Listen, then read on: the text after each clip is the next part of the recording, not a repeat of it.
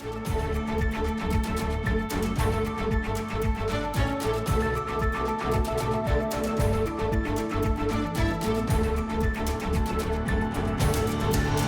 and welcome to Norwood News. I'm your host, Krista McDonald.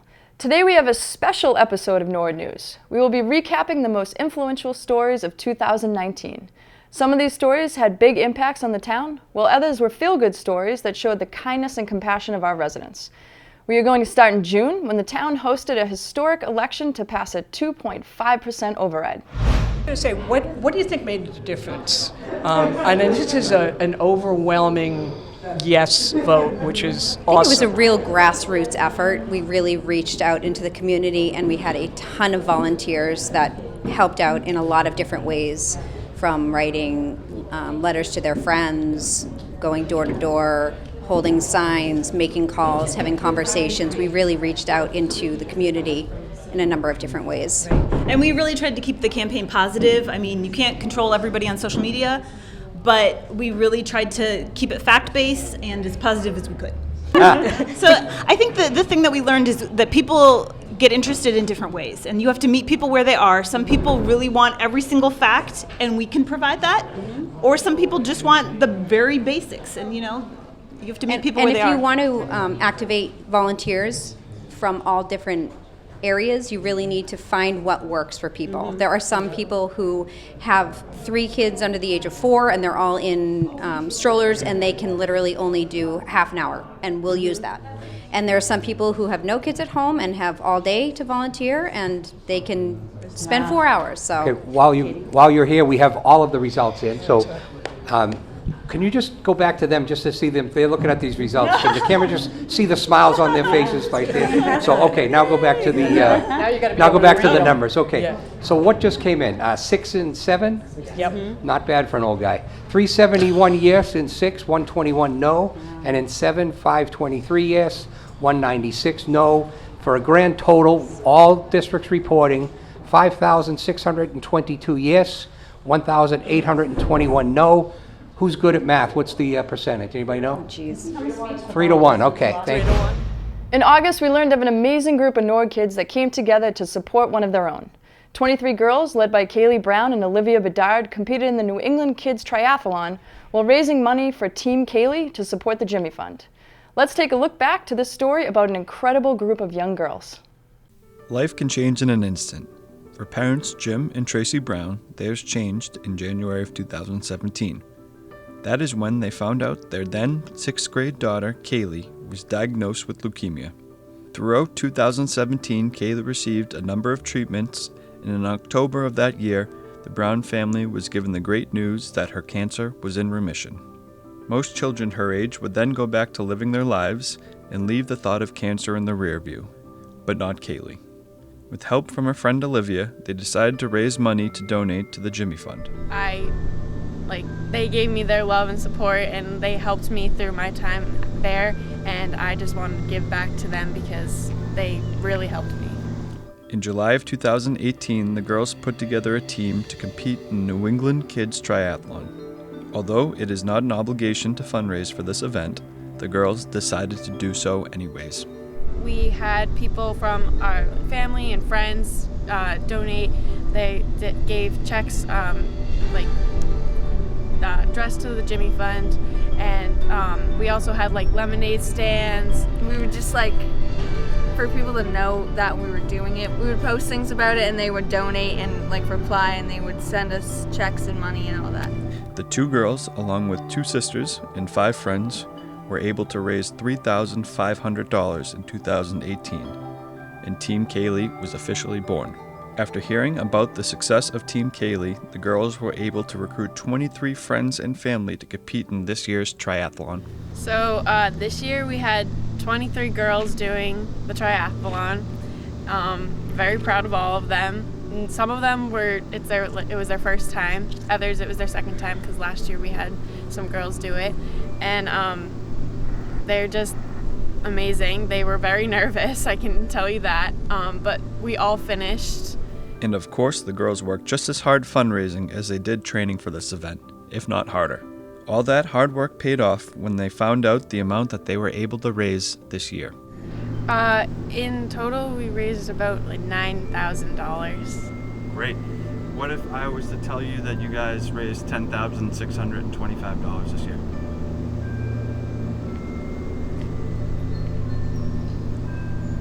Actually, that's insane.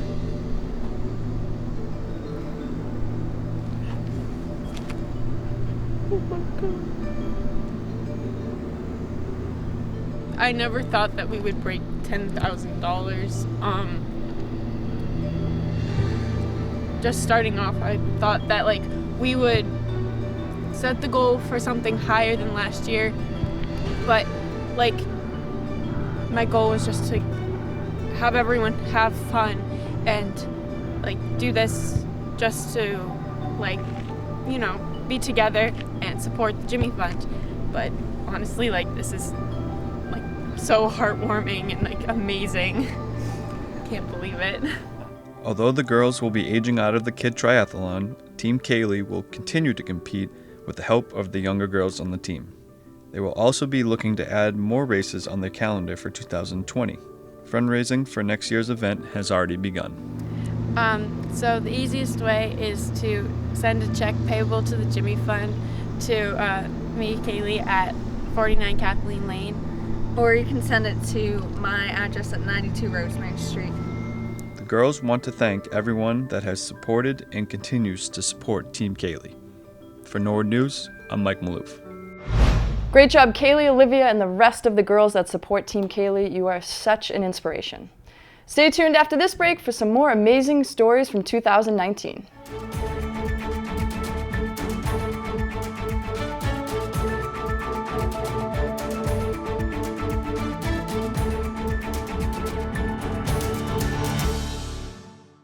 The Norwood Circle of Hope Foundation was established in 1998 in memory of Michelle Kennedy, a young Norwood resident who suffered with leukemia. During Michelle's battle, the entire Norwood community, many of whom did not know Michelle, joined together to support her in her time of need, and it is in that spirit the Norwood Circle of Hope Foundation continues. The mission of the foundation is to provide assistance to Norwood residents who are in need due to a catastrophic medical occurrence. The Circle of Hope Foundation aims to alleviate the stress of everyday expenses for Norwood families during their time of need. Over the years, their assistance has covered housing expenses, utilities, food, and various medical expenses. The Circle of Hope relies on referrals and direct requests to find those in need. If you know of a Norwood resident who needs assistance, or if you are a resident who needs some yourself, please call the Norwood Circle of Hope at 781-762-3549.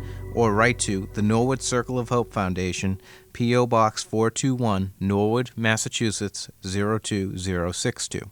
To learn more about the Circle of Hope or to get involved, visit norwoodcoh.org. Welcome back. In March, the NHS boys hockey team received some national attention, not about their play on the ice, but about something that happened in the pregame of their second-round tournament matchup against Canton. As the anthem played, the audio suddenly cut out, but the crowd did not hesitate to take over. Let's relive this memorable moment. On Tuesday night, the Norwood High School boys hockey team traveled to Gallo Ice Arena in Bourne to take on the Canton Bulldogs in the Division II South Sectional semifinal. Both teams took to the ice and warmed up as they would for any other game. But as the teams lined up on their respective blue lines for the national anthem, something unexpected happened.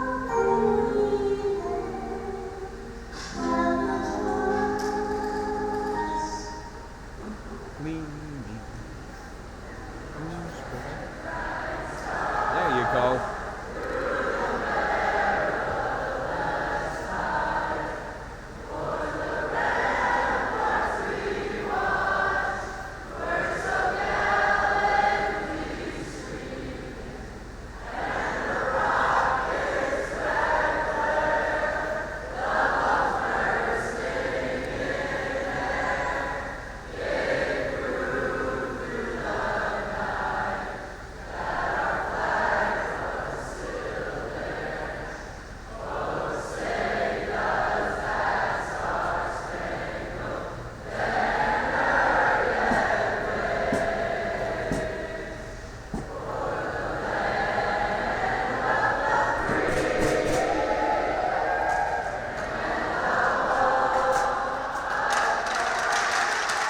and there was a little bit of a delay. You could tell something was going wrong. So we were all kind of just standing there in silence waiting for something to happen. 30 seconds later, it starts playing. All right, everything's back to normal, but then it cuts out maybe like a minute into the song. And there's a small pause, and everybody just starts like singing it out, the entire crowd, all the kids on the ice, and it was just kind of a surreal experience to hear everybody like come together and sing the song, even though it's like we're two teams, we're rivals, we're like going against each other to try to make it in the finals. Although the game did not end the way the Mustangs had hoped, this is something these players will remember for a very long time. Honestly, I think having that event in the beginning with the technical difficulties, it definitely made it something special, because if there wasn't that special moment, the game would have been a lot worse to come out of there. So it's a once in a lifetime thing, and it was amazing.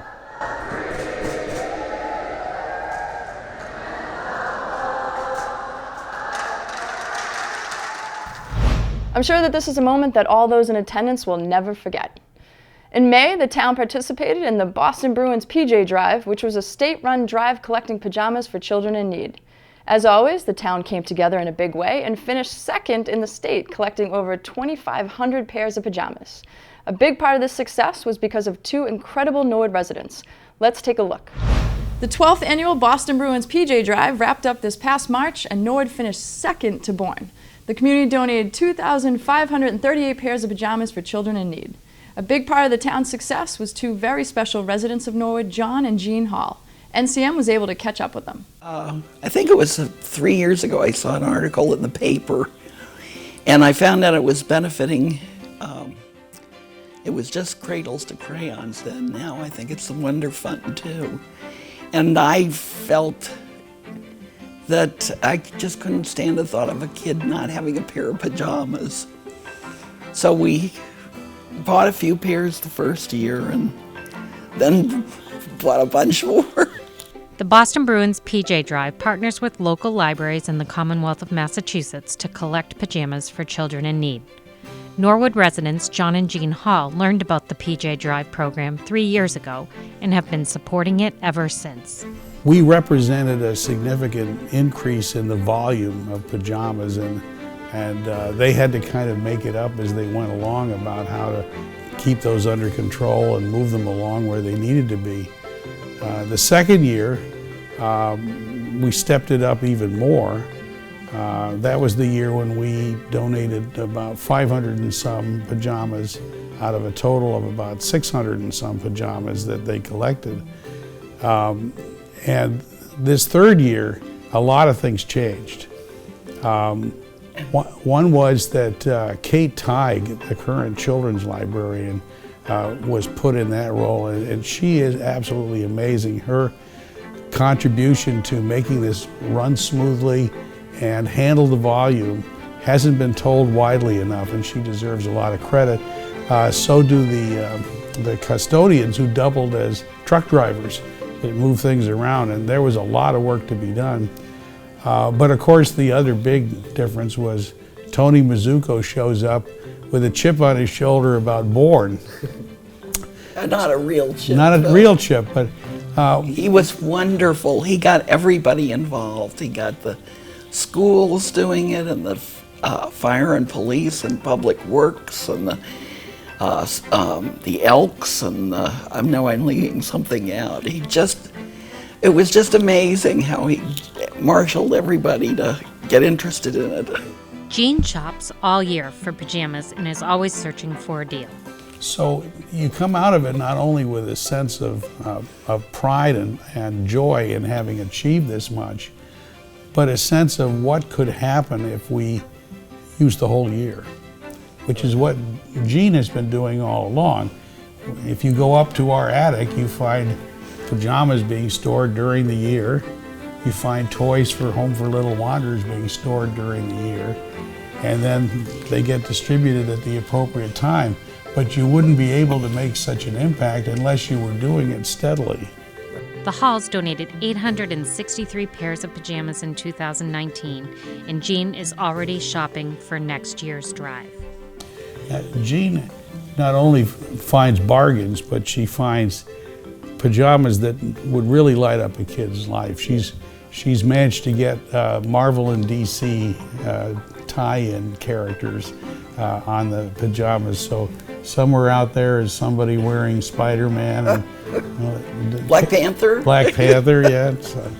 The Halls love to help out others in caring for children in need. Well, we don't have any kids of our own. We would have loved to have, but it wasn't in the cards. So we figured we would kind of adopt some kids around us who needed help.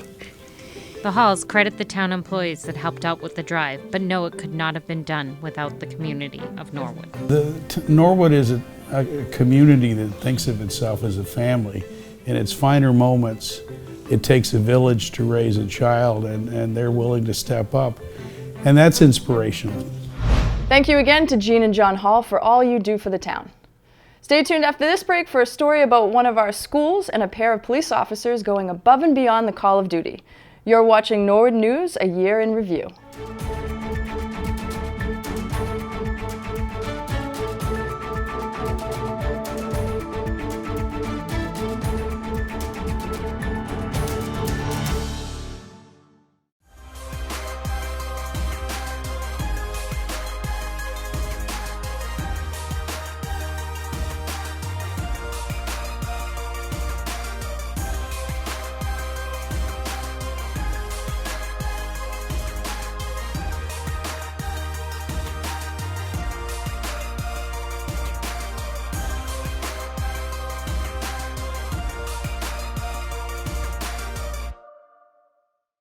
Welcome back to this special edition of Norwood News, where we will be recapping the most influential stories of 2019.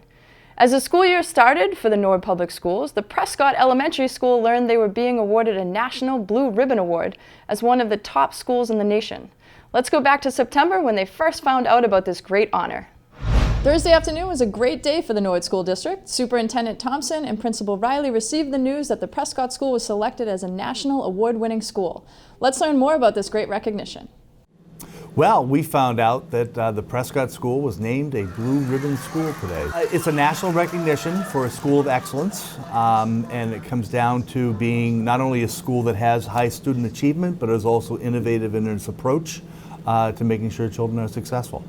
It's, my reaction, it's always an honor to be recognized. I think what this does is really validates the work that we've had here at the Prescott for a while. And it started with two principals before me, three principals before me. I think a history of excellence is what the Prescott is known for, and I think we're happy to get the recognition. So we started off a little bit ago with letting staff know, and they were of course excited. And then we felt it important that we recognize the students as well. So we gathered in the cafeteria, sort of last minute thing, to let the kids know, to get them sort of excited, but also an opportunity really for us to make sure that they go home knowing that they're a huge part of our success here. We come to school every day because of the kids, the teachers, the staff, myself, all the way from support staff to classroom teachers to aides to custodians. Everyone is part of the excellence here. It was a great day for all of Norwood, great day for the Norwood Public Schools. Shows the dedication of our faculty, the hard work of our children.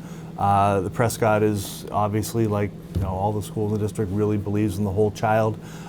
They've worked really hard with technology and becoming a very inclusive environment, having kids in the regular classroom and serving kids and differentiating instruction there.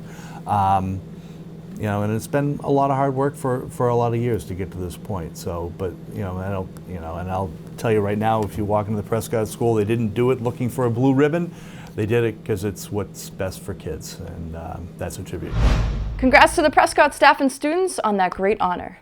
Often in the winter months, you can drive down to the Number Streets area of town and see kids skating and playing hockey on the frozen sheet of ice called Froggies. This past January was no different until a pair of Norwood police officers showed up. They weren't there for a police matter, they were there to join the kids in their game of hockey. Last weekend, a video popped up on Facebook of two Norwood police officers joining a local pond hockey game at the famous Froggies.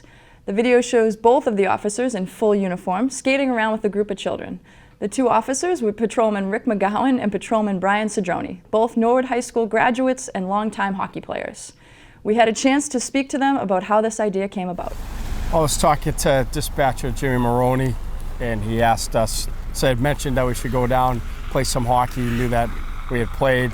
I went upstairs, talked to our sergeant on duty, was Sergeant Carey, asked him if we could go down and play some hockey, and he approved it, and I got Brian to come along with me. Yeah, so he approached me, he said, what do you think about this? I said, I think that's a great idea, Rick. Let me run home, grab my equipment, and I'd love to join you. So we headed down here once we grabbed our hockey equipment, and from here I think we played a good pickup game with some of the kids.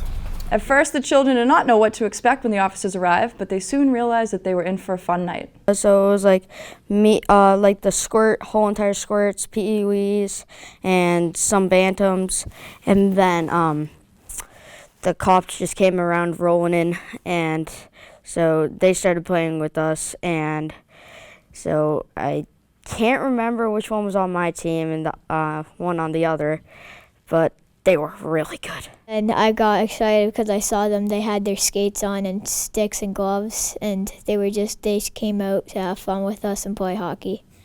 After they laced their skates up, they were put on separate teams, and it was game time. They split us up. We went on one team, I went on the other, and from there I think our team might have beat you pretty good. I think it got pretty. We had to switch the teams up because those kids were good. We're not gonna lie. For Officers McGowan and Cedrone, it brought back a lot of memories from their days of skating on the ponds. Yeah, I thought it was great. You know, I grew up skating here at Froggy's. It's a lot of fun. You know, just brought back some good memories. I had a great time. I mean, I grew up here as well playing. I mean, I remember coming after school, me and a bunch of my buddies would come down here, we'd skate, and then we'd have practice at night and we'd have to go and get our skate strap and we'd hit Day Street, and from there we'd go to practice. But it was definitely an enjoyable night. Great job, Officers McGowan and Cedrone. You created a memory that will last a lifetime for those kids. Stay tuned after this break for a story about a group of award-winning high school students and a resident who continues an inspirational journey.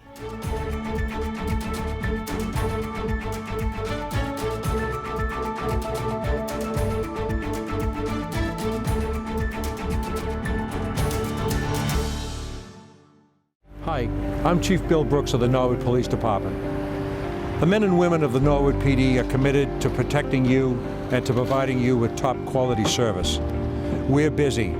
Norwood is a nice town, but in any given 24-hour cycle, we handle anywhere from 65 to 90 radio calls and officer-initiated events. We patrol the town's 10 square miles, including over 100 miles of roadways.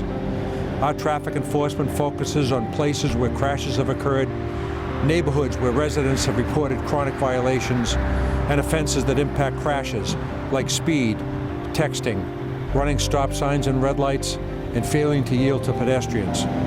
When we're not tied up on calls, we work hard to build relationships with members of the community. So you'll see our officers out walking footbeats, checking in with merchants, and stopping at sporting events to chat with kids. We believe that every resident should know, or at least feel like they know, a member of our department. So if you see us, stop and say hello. We'd love to chat with you.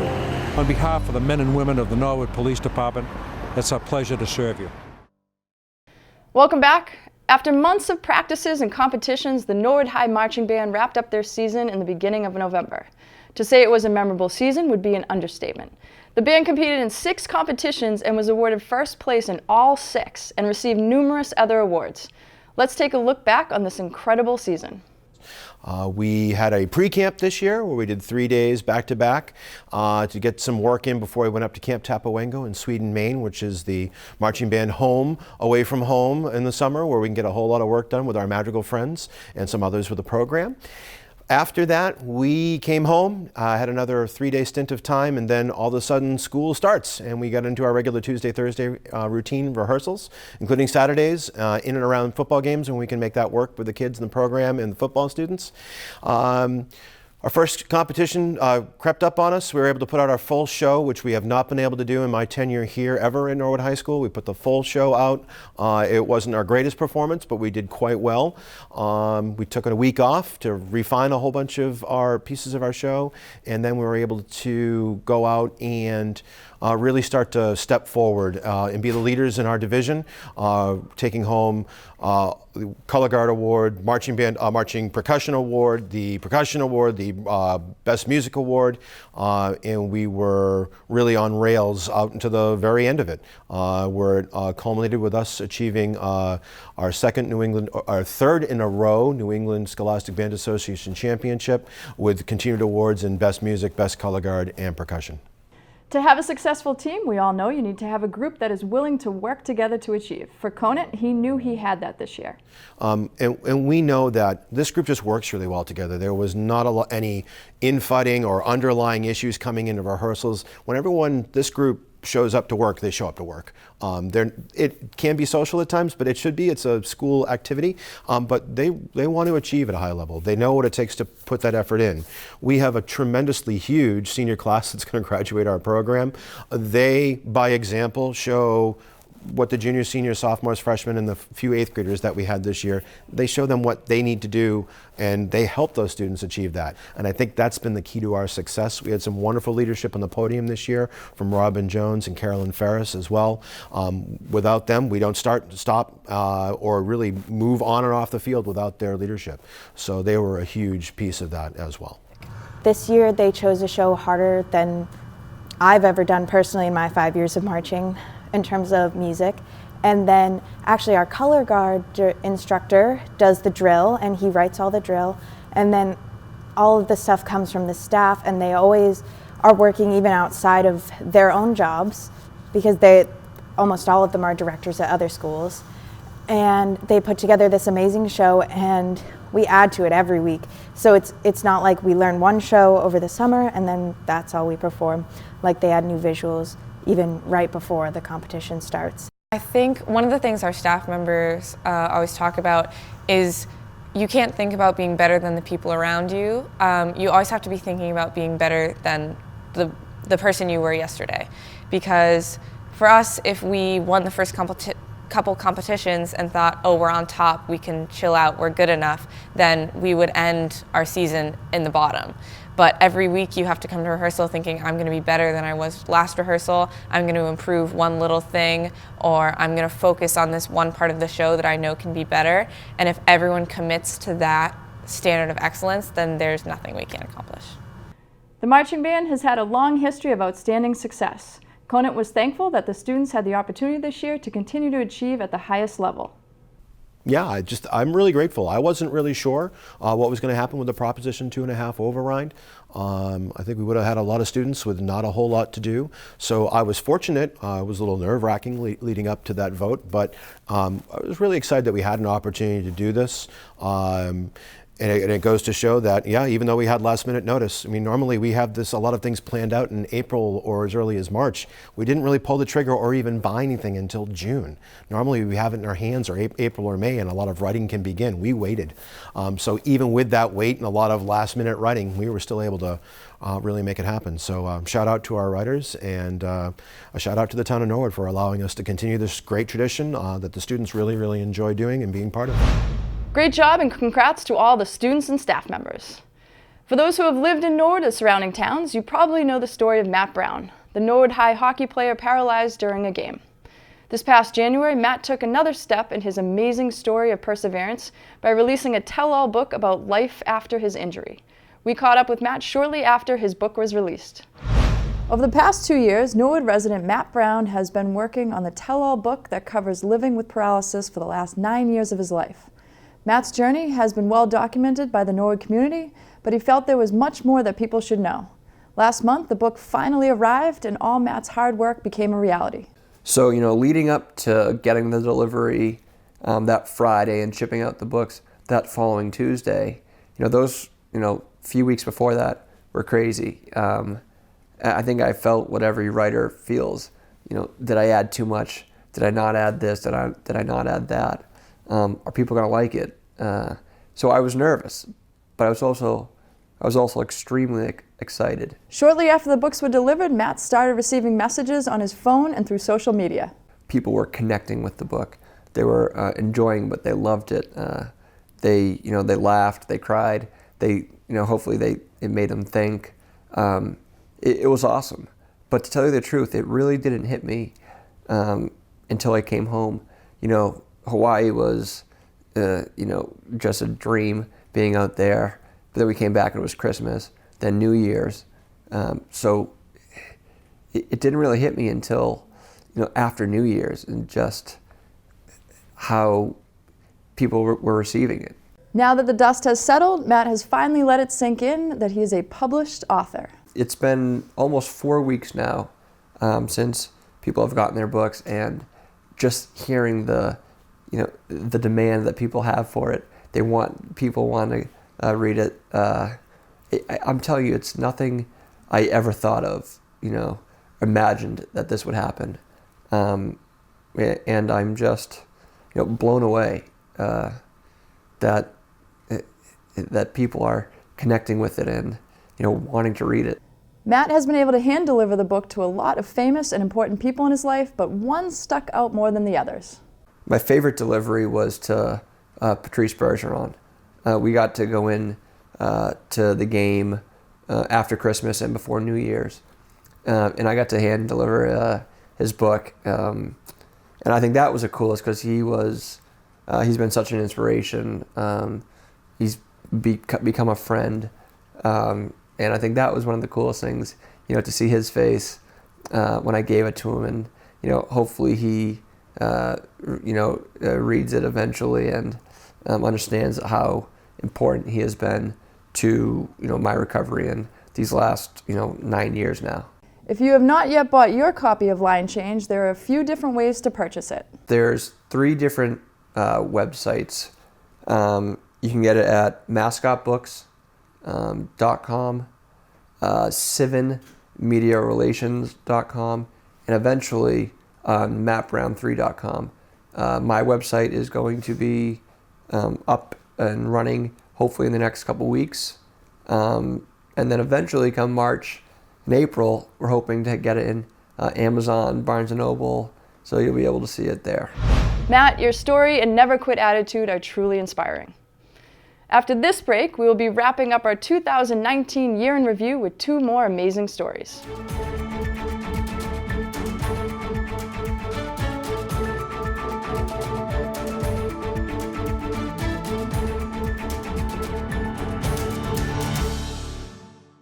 Stop by the Norwood Morrill Memorial Library and check out magazines, newspapers, DVDs, and of course, books. The library also offers a variety of services, including passport renewal, a notary, and tutoring, with multiple different meeting rooms which can be booked for your convenience. Take advantage of online digital resources and get assistance with all of your research needs. Kids can enjoy the children's room stocked with books and toys. There are also a variety of programs for children and adults. And if you can't make it into the library can come to you with home delivery. The library is open Monday through Thursday, 9 a.m. to 9 p.m., and on Fridays from 10 a.m. to 5 p.m. To learn more, go to www.norwoodlibrary.org.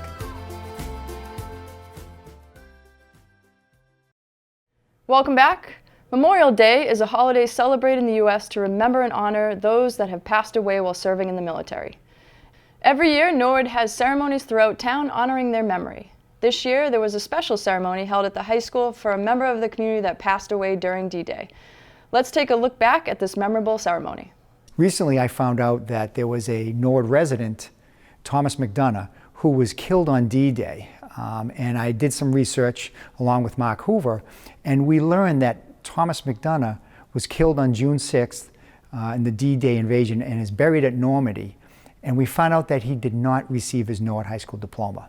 So what we decided to do this year for the 75th anniversary of D-Day is to do a presentation for the students here at Norwood High. We had a display set up so students could actually see where he went to school, where he grew up. And then Mark Hoover talked about D-Day and the significance of that invasion, and specifically the paratroopers, because Thomas McDonough was a paratrooper. So we had a special ceremony on Memorial Day assembly at the high school. When we tracked down the family, we found that they actually had his flag that was draped over his coffin in France before he was buried at Normandy. So we decided on Memorial Day, this Monday, Charlie Griffiths, the head custodian here at Norwood High School, and I made a plan to meet on site at 9 o'clock. And what we did in memory of Thomas McDonough is we took his 75-year-old 48-star Gold Star flag, and we flew that flag in front of Norwood High at half-mast in memory of Thomas McDonough. It was a very special moment. Charlie does have a military background. It was very powerful for him to raise that flag and then take a minute to reflect. So that was a special moment here to celebrate D-Day here at Norwood High School and to remember one of our own who lost their lives on June 6th. Our last story of the year happened this month. The holiday season is a time of giving, and that was definitely the case at Norwood High School. A toy drive organized by Caitlin Nodebart raised over 1,200 toys for children in need. Residents and community groups came together in a big way to support the drive. Let's take a look back at how the town got in the holiday spirit. Jane Saratori is a community member who posted on Norwood Now that she was looking for a representative from the high school to get involved in the Mix 104.1's High School Challenge. And actually Allison Dolliner, who's the field hockey coach, tagged me in it, and also Mrs. Doreen. And the two of us then got in touch with Jane, and we coordinated to be able to run the program. Because it doesn't take a lot for students to get involved in this. They could buy a $1 toy or a $10 toy and be able to donate. And then we created a challenge with Walpole High School, so I think that increased the kids' motivation to really want to help out, because it also meant we were going to beat Walpole. After a couple weeks of getting the word out and collecting toys at the high school and in her classroom, Ms. Nodebart was shocked when they found out how many they were actually able to raise. So the first day we put up flyers, it was like within, I want to say, 2 days, we had toys. And we started counting them, and then we got to about like 400, and I was like, we're gonna hit 500, and then more and more people just kept helping out. The Oldham helped out, the Cleveland Elementary, Prescott, they all did drives down at their elementary schools and then donated to us to make one big collection. And Monday morning we went on Carson and Kennedy with our total, which was over 1,200 toys, and we found out that we beat all of the other 9 schools in the competition. I think it just is a really nice way for students to be able to help out in not only just like our local community, but also our community at large, so Boston. It's also a military organization that helps out and runs that, so it was important for the kids to be able to see kind of different organizations coming together at Christmas and other towns coming together to participate in one collective group. Thank you for watching this special episode of Norwood News, where we revisited the most influential stories of 2019. Some of these stories had big impacts on the town, while others were feel-good stories that showed the kindness and compassion of our residents. All of us at Norwood Community Media thank you for watching Norwood News in 2019, and we look forward to keeping you up to date with all things Norwood in 2020. Happy holidays, and see you in the new year.